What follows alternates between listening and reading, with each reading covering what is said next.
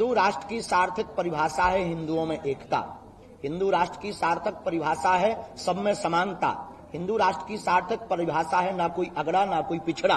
हिंदू राष्ट्र की सार्थक परिभाषा है जातिवाद के जहर को मिटाकर पूरे भारत में एकता को, अखंडता को स्थापित करना।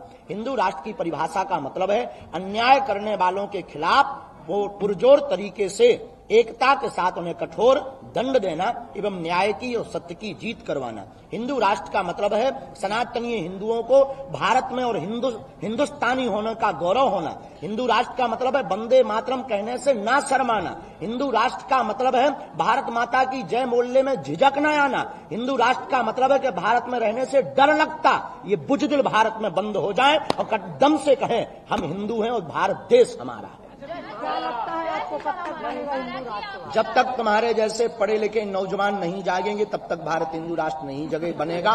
तुम में दम हो, अपना माइक और आईडी लो, चलो हमारे साथ हिंदू राष्ट्र के साथ। दो से जैसे 1 साल में राम मंदिर बन गया, अयोध्या में वाला काम हो गया, ज्ञानवापी वाला भी होगा, मथुरा वाला भी होगा, तुम्हारे माथे पे टीका होगा।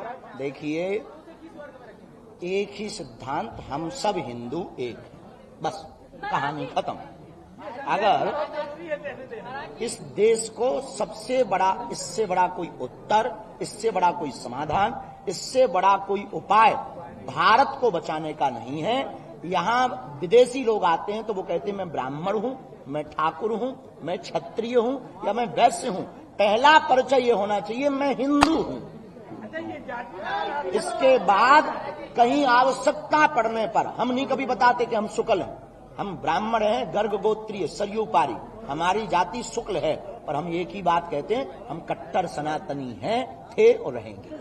छत्तीसगढ़ हमारे लिए बहुत मायने हैं। पिछले वर्ष 23 जनवरी को इसी छत्तीसगढ़ में सुभाष चंद्र बोस के प्रकटोत्सव पर हमने उनके नारे को दूसरा परिवर्तित करके कहा था। उन्होंने कहा था तुम मुझे खून दो मैं तुम्हें आजादी दूंगा। हमने छत्तीसगढ़ के गुड़ियारी मंदिर के पास में होने वाली कथा में 2023 में कहा था तुम मेरा साथ दो मैं तुम्हें हिंदू राष्ट्र दूंगा। बीजेपी की सरकार देती है।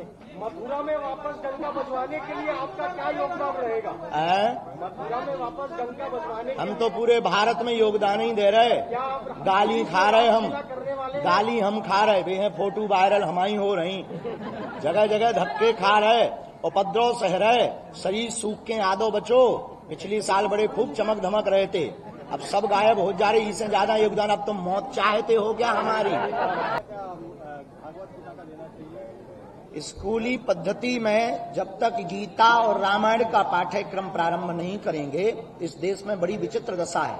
पूर्व के समय में गा से गणेश पढ़ाया जाता था तो लोग कहने लगे सांप्रदायिकता होगी, अब गा से गधा पढ़ा रहे हैं तो बच्चे भी गधे बन रहे हैं। इसलिए पाठ्यक्रम में राम और गीता के पाठ्यक्रम को अगर जोड़ा जाएगा, स्वामी विवेकानंद की जीवनी चरित्र को जोड़ा जाएगा, महारानी लक्ष्मीबाई के जीवन चरित्र को जोड़ा जाएगा, और बिरसा मुंडा जी के जीवन चरित्र को जोड़ा जाएगा, अहिल्याबाई जी के जीवन चरित्र को जोड़ा जाएगा, और स्वामी विवेकानंद के साथ उनके गुरु रामकृष्ण परमहंस के जीवन चरित्र को जोड़ा जाएगा, तो भारत के युवा तेजवान, वीरवान, धैर्यवान, ज्ञानवान, बलवान और बुद्धिमान बनेंगे और भारत का विकास होगा और भारत विश्व गुरु होगा। खबरों की दुनिया में एक क्रांतिकारी उड़ान के लिए रिपब्लिक वर्ल्ड ऐप के साथ तैयार हो जाएं।